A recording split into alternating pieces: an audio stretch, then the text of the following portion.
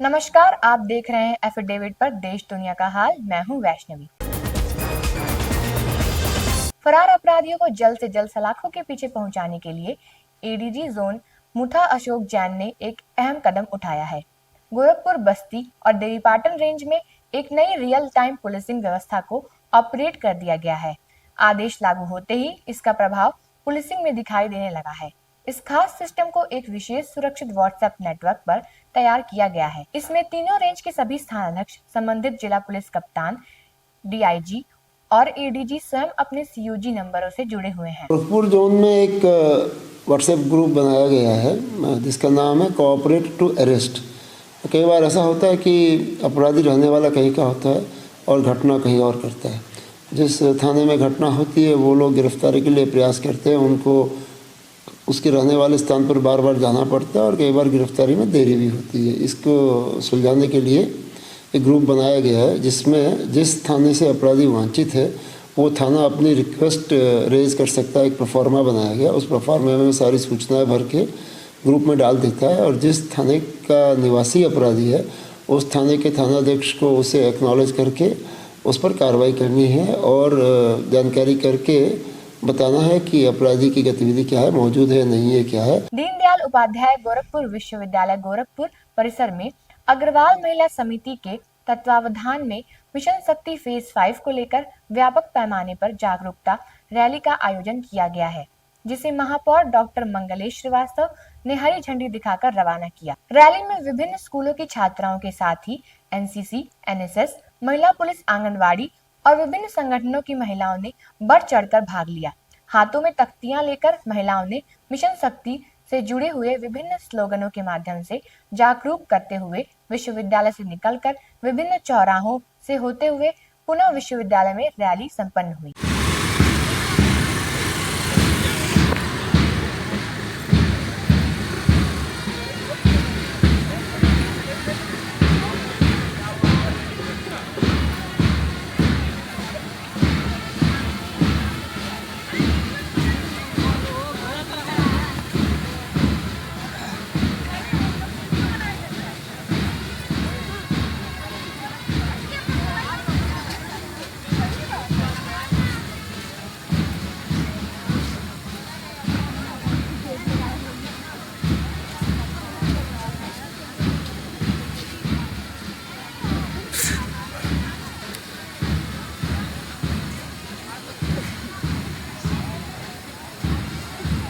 शक्ति फेज 5 चल रहा है हमारा और हमारे माननीय प्रधानमंत्री, माननीय मुख्यमंत्री का नारी सशक्तिकरण की एक बड़ी पहल जो चल रही है पूरे प्रदेश में और पूरे देश में, उसके अंतर्गत हम लोगों ने आज ये रैली का आयोजन किया है। इसमें हमारे गोरखपुर के सारे महिला संगठन जो है जुड़े हुए हैं, हमारी बेटियां जुड़ी हुई हैं और यहाँ से हम महिलाओं को एक मैसेज देना चाहते हैं कि वी आर नॉट वीक। अगर हम चाहें तो हम कुछ भी कर सकते हैं।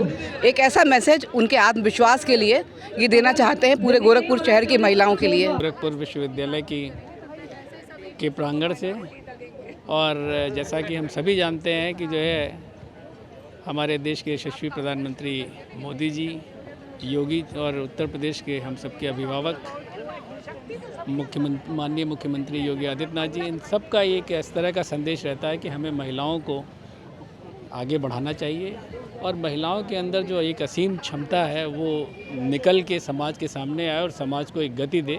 इसी निमित्त ये कार्यक्रम आयोजित है। उत्तर प्रदेश सरकार ने शैक्षणिक सत्र 2025-26 में अनुसूचित जाति, जनजाति, सामान्य, पिछड़ा तथा अल्पसंख्यक वर्ग के कक्षा के 9 से 12, पूर्व दशम और दसमोत्तर कक्षा 11-12 के छात्रों को छात्रवृत्ति भुगतान के लिए संशोधित समय सारणी जारी कर दी है। जिला समाज कल्याण अधिकारी वशिष्ठ नारायण सिंह ने बताया कि प्रदेश के मान्यता प्राप्त विद्यालयों को 25 नवंबर से 1 दिसंबर के बीच मास्टर डाटाबेस में प्रोफाइल लॉक करना होगा। की संशोधित समय सारणी जारी की गई है जिसमें विद्यालयों को अपना प्रोफाइल लॉक करना है 1 दिसंबर तक 25 नवंबर से 1 दिसंबर तक इनके लिए प्रोफाइल लॉक करने की तिथि निर्धारित की गई है, जिसे जिला विद्या निरीक्षक द्वारा 8 दिसंबर तक सत्यापित किया जा सकेगा।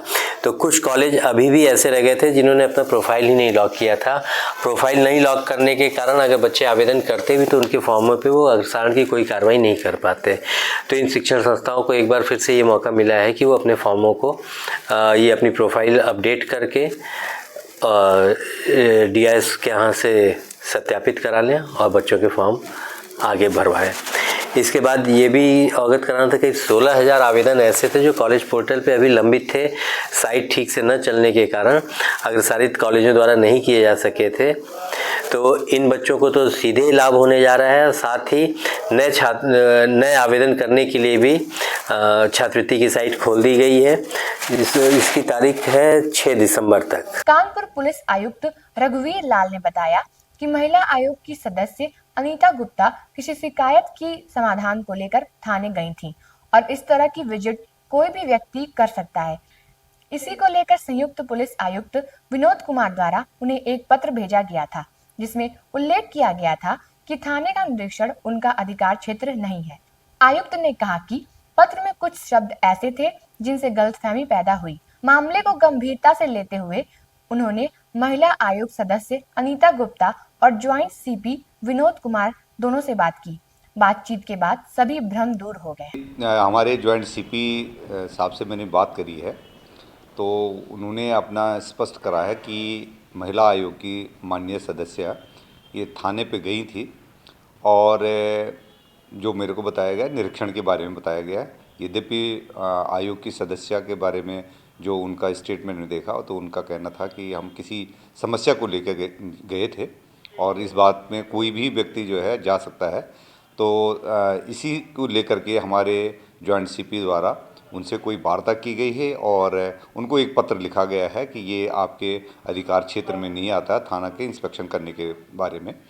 दूर दराज से आने वाले मरीजों की सहूलियत को देखते हुए जिला अस्पताल में इको की जांच शुरू हो गई है।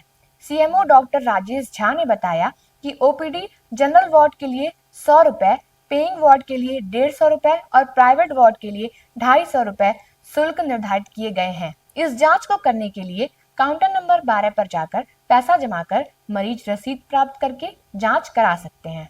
सुविधा दी जा रही है। जैसा आप जानते हैं कि हमारे जिला चिकित्सालय में 2 कार्डियोलॉजिस्ट हैं और उनके द्वारा जो बार बार इस बात की मांग भी होती रही है, सरकार के द्वारा इस नई सुविधा शुरू की गई है। तो बाजार की जो दर है उससे काफ़ी कम रेट पे, लगभग बहुत ही कम रेट पे यहाँ पर टेस्टिंग शुरू हो जाएगी और जिससे मरीजों को हम लोग को मेडिकल कॉलेज या एम्स भेजना पड़ता था, उनकी यहाँ पर जाँच हो जाएगी। तो उससे काफ़ी बड़ा एक सुविधा हम लोगों को मिलने जा रही है।